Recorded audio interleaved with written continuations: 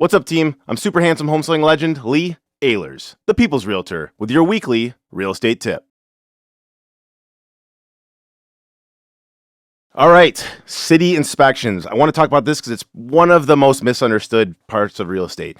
So you have your private inspection when you buy a house. You walk through, you have your guys or girls kick tires, make sure everything's legit, kind of, fine tooth comb, test everything. Great, cool. What people don't understand is some cities have inspectors that come through and have to sign off for their requirements. Now, make no mistake, this does not protect you. They're not having an inspector come through and test the furnace, the AC, any of that stuff. They're going through to make sure it's sound and that it conforms to their standards. So they might do a trip on the outside and say, hey, we need hose bibs on this because that's what everybody needs in this city. They might say, hey, the cement's not level or it's cracked, you gotta straighten it out. Not because aesthetically it looks better for you, it's just because that's what their regulations are.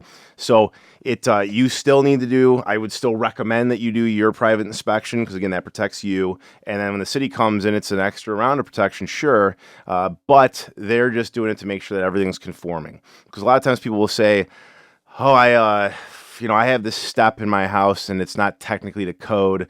I'm afraid that I'm going to get dinged for it by the city, and they live in Novi. Well, there is no city inspection to get a certificate of occupancy for Novi, so it's not an issue unless it comes up in the private inspection.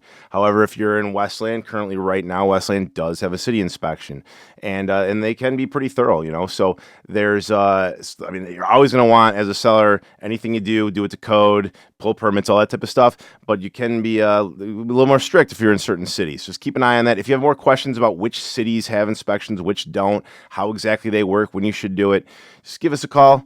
Call Team Lee.